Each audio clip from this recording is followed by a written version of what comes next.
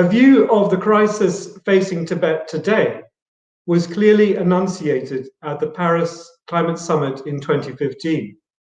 Recording a message for the summit, the Dalai Lama explained that Tibet is the roof of the world, the third pole. He warned that once its ecology is damaged, it will take a longer time to recover. And he emphasized that the malign environmental impact of this process will be felt by billions of human lives in China, India, Pakistan, and Bangladesh. This is not a question of one nation or two nations, he said. This is nothing less than the survival of humanity. Readily available data point to seemingly irreversible climate change from Tibet's high altitude plateau. Temperatures are rising here at a rate 3 times faster than the global average, and it increased by 1.5 degrees centigrade over the past 50 years. Up to 70% of the plateau is covered in permafrost, where large reserves of carbon dioxide and methane lie trapped in the ice.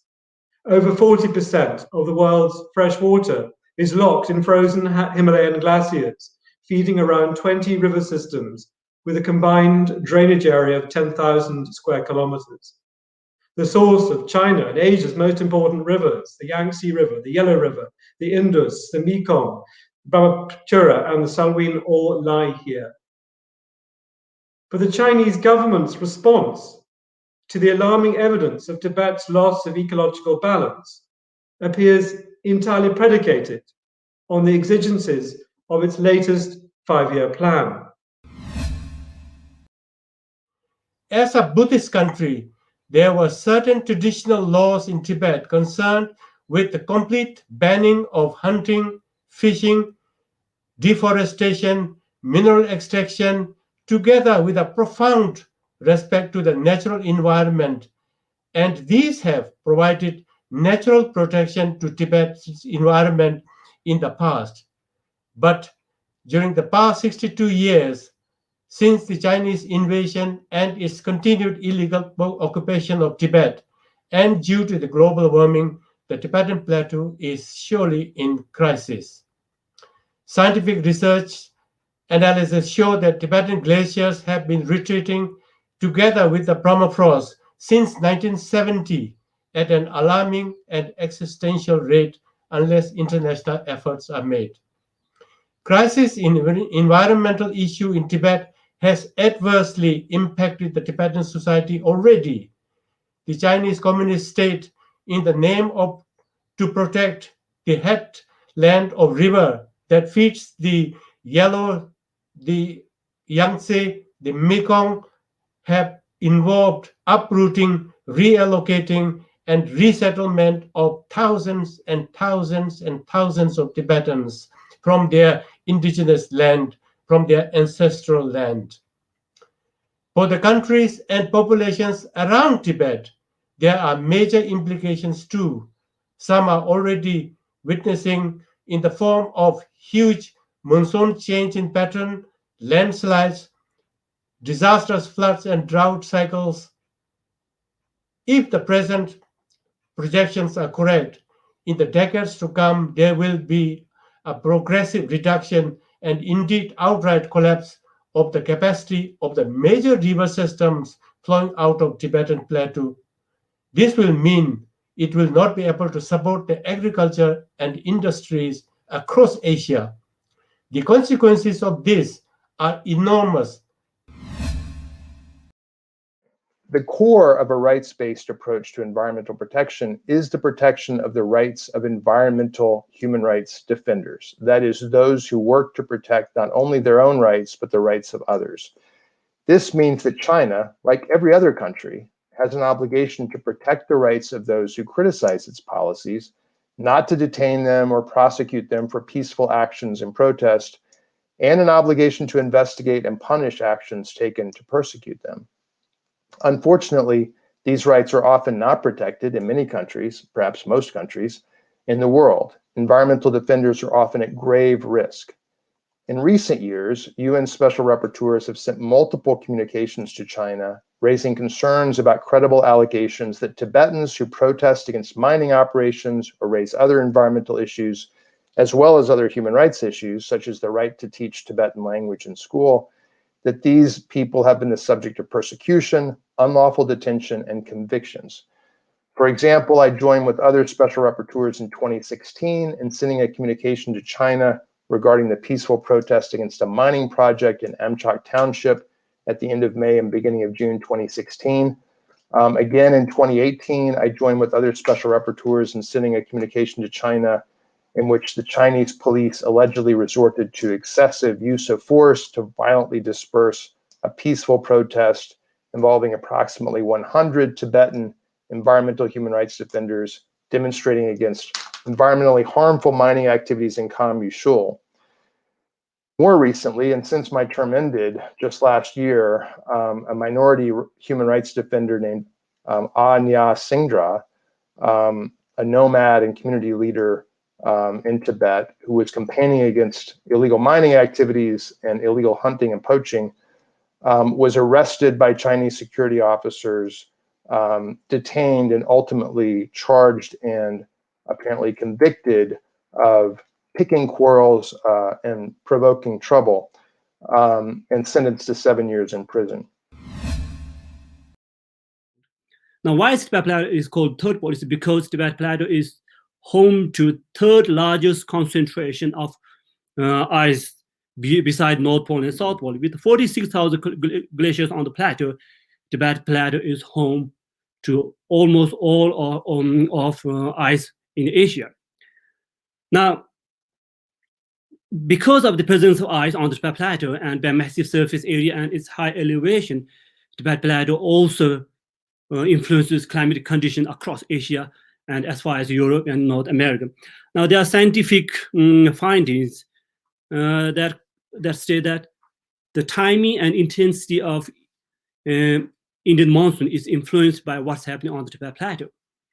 There are other scientific findings which has linked that the recent increase in heat waves across Europe is also due to loss of glacier on the Tibet Plateau.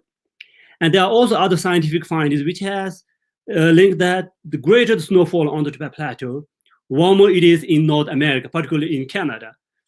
So the importance of the Tibet Plateau is not only across Asia, but also to Europe and North America. And finally, the importance of the Tibet Plateau can be understood from the term Tibet as the water tower of Asia, which our Representative Francis had a detailed presentation. Now, to give you a brief explanation on why Tibet Plateau is called the roof of the water tower of Asia, is it because Tibet Plateau is head source of Asia's largest rivers, flowing into 10 most densely populated nations on Earth, supporting 1.8 billion people across Asia, which is almost 40% of world's population. Before the Chinese Communist Party came into power in 1949, there were only 22 dams of any significant size in China. But now in China, according to the International Commission on Large Dams, China has 23,841 large dams, which account for 41% of the world's total. And if we compare with the UK has only 580 large dams. So we can see how many dams China have built in Tibet and in China itself. So in 2018, China hydropower accounted for roughly 18% of China's electricity generation and 90% of China's installed power capacity. As the world's most dam countries, China is now already a world largest producer of hydropower with an installed generating capacity of more than 356 gigawatt. And China is also one of 3 countries that have voted against the UN Watercourse Convention.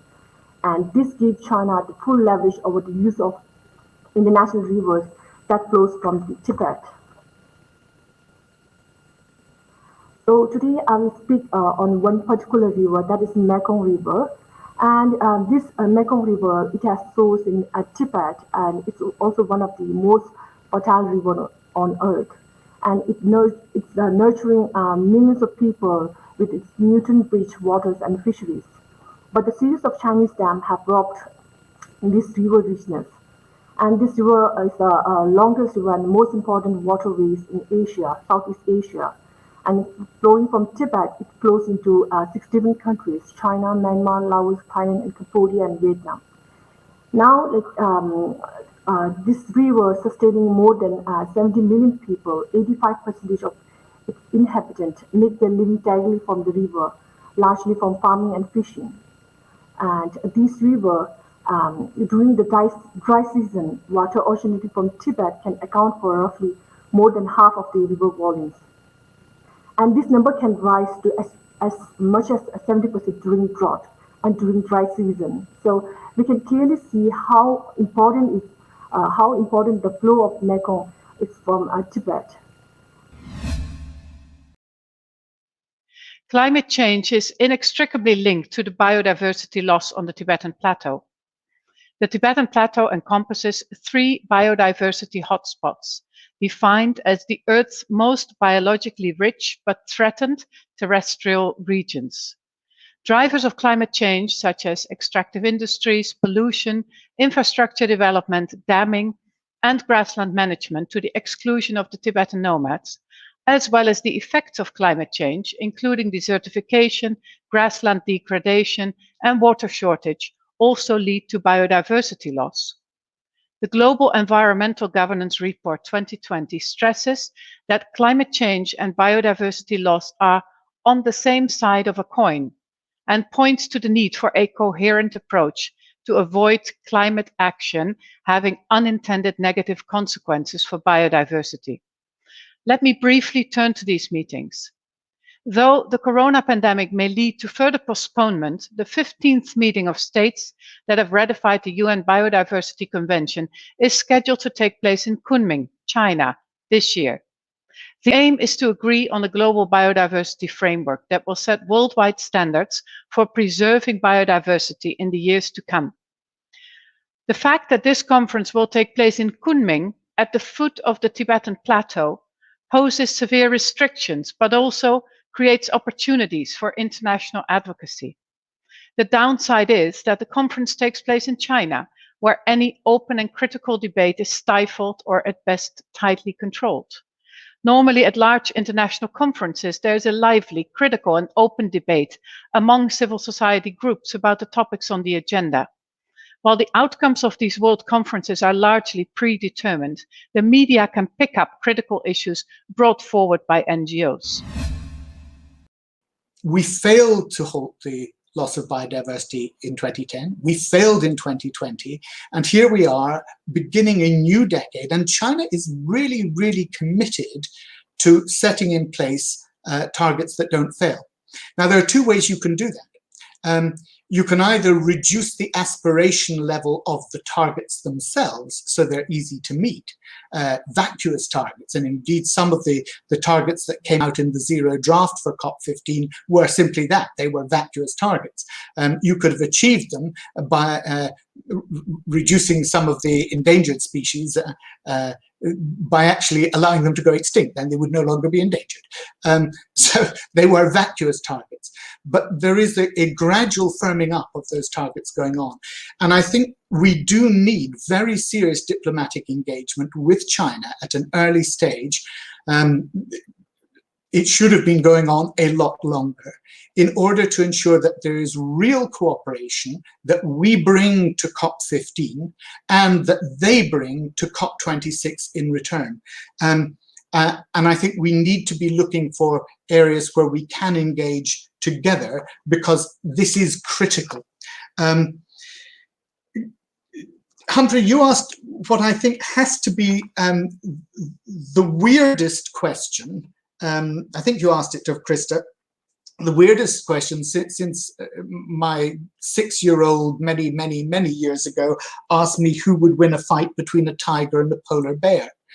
You asked whether the crisis at the third pole was more important than the crisis in the Amazon.